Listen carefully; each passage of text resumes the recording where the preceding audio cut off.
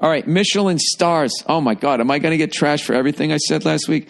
Bill, I was listening to your Thursday afternoon podcast, and I heard you bring up the Michelin stars for food, and I had the same reaction some years back when I first heard about it. For those of you who didn't listen, like I thought Michelin stars was separate from Michelin tires, like the way a Macintosh stereo, like the best turntable, one of the best out there, arguably, is different from Macintosh computers and is spelled differently. But evidently it was the same people, and I'm like, why am I listening to the people who make radial tires so I don't hydroplane tell me where I should go get some beef bourguignon? So anyways, he said, I had the same reaction, or she said, back when I first heard about it. Like, wait, it's the same guys that do the tires? So I had to find out why a tire company became the standard for fine dining. Turns out the founders, who are French, so I automatically love them, started the tire company in 1900 when there were only about 3,000 cars in the entire country. So to help drivers develop road trips, which would mean increased car sales and also increased tire sales, they started a guide that included maps, how to change a tire, where to get gas, and places to eat and sleep. Eventually, they branched into fine dining in the 1920s or so.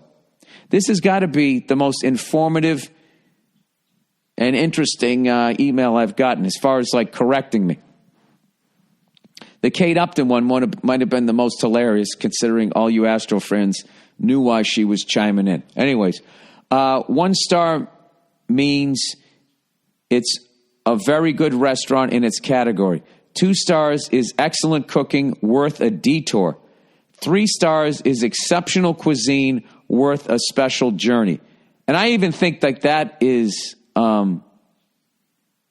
like all of those are the way they're described are being extremely humble. Because if you get any star, as far as I mean, I don't know too much about it, but like if you get 3 stars, you're one of the best restaurants in the world. So if you get 1, you're a third of the best restaurant in the world. I mean, I'm going to fucking eat there. Anyways, most restaurants don't even get the 1 star. So 1 star is pretty damn solid. There you go. Anyways, there is actually a 1-star restaurant right down the street from the Comedy Cellar on McDougal called Minetta Tavern. Oh, I've eaten there. You've probably walked by this place thousands of times. If you haven't been there, it's definitely worth a stop in. Think it opened in the 1930s, not stuffy or pretentious, really old school place. Order the Black Label Burger. I promise the burger and fries are going to be excellent. I'm doing that next time I'm in New York, which I'm going to be when I play Madison Square Garden on November 7th. Anyways, that's the Michelin story. Check out Minetta if you haven't before. Hey, you know what? These are 2 really great, informative emails. I love it. Thank you very much. Hey, let me finish the last 2 reads of the advertising here real quick. You guys want to hear me read out loud? You want to hear it be entertaining again? And then I'll go back to saying dumb shit about stuff, and then you guys can correct me on the next podcast. No, not the reads. Go back to the emails. All right, here we go. Kate Upton, Michelin stars, car for high school kid. All right, let's see this. Hey there, Billy Bronco. Hey, well, how about those new Broncos that are coming back, huh? Those look sweet.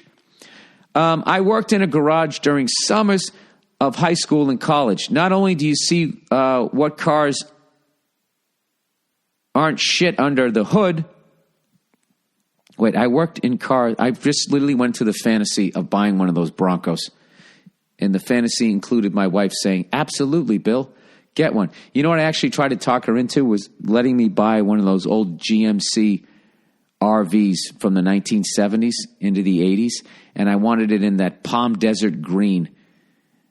And I was going to have the dude who built my truck make this fucking thing. I was actually considering have it be all electric. And then hiring a driver whenever I had a fucking road gig. I just had that thing driving around. I'd fly to where it was and do a run of gigs. And we would just be in there, and we'd have a fucking humidor and a fridge for some ice cold beer, and I'd put on fucking 9 million pounds, and my wife was just like, no, yeah, you're not doing that. And I was just like, okay. And it's good. Because I swear to God, if she didn't, I would have the shit that I would have.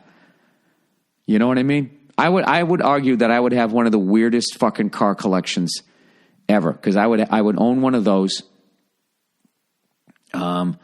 I like station wagons. I'd have one of those fucking Mercedes-Benz AMG fucking station wagons. You know what? One of these days, I'll give you like my top 10 fucking cars. Because I really got to sit down and think about it. I like those GM. Remember, look up GM, General Motors Parade of Progress.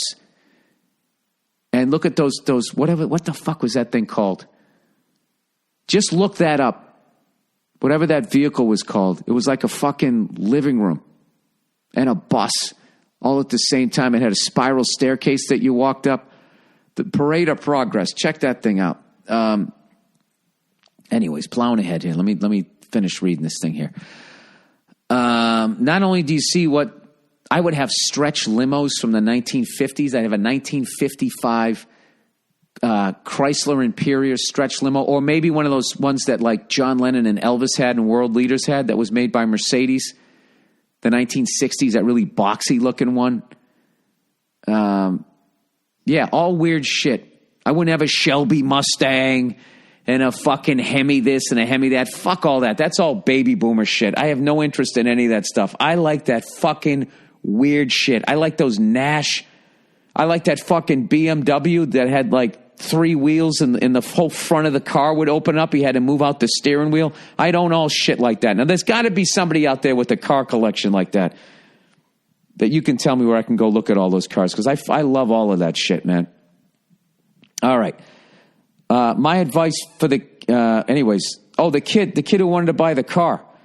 All right, let's start over. I worked in a garage during summers of high school and college. Not only do you see what cars aren't shit under the hood, but also cars that look lame real fast. My advice for that kid is to get something with low mileage from the 90s. Jeeps, lightweight pickups, and anything you can find parts for, and anything where you open the hood and the parts are identifiable. Don't get a Dodge Neon or a shitbox. Find something that looks new inside and out. Get the oil changed every 3,000 miles and have it as long as you want it. There you go. I used to do that. That's one of the big things, changing points when I was a kid, was I learned how to change the oil in the car, which is really simple, but it's huge. I would do it every 2,500 miles. I remember being in back east and be freezing fucking cold out, and you had to do that thing where, I tried it the first time when the engine was ice cold and the oil was coming out like syrup, so you'd have to start the car up, let it run a little bit where you'd heat it up, but not too much where all of a sudden then it'd be fucking hot. But even then, that wasn't bad. You just go inside for like fucking a half hour. And I had a little place down by the firehouse that used to take the recycled oil, and I'd come down there, I'd dump the shit in there. It was fucking beautiful. I learned how to change the fuel filter. Air filter is one of the easiest things. Fuel filter. Got a grease gun, the lube job, all that, so you didn't get all the squeaks and all that shit. Just basic maintenance like that, and then I would bring it in. I never learned how to adjust a carburetor. I always got nervous with that shit, and I would just... I do all that. However, one time I got impatient taking a fuel filter off, and I snapped it off of the fucking fuel line, so then I had to get it towed over there.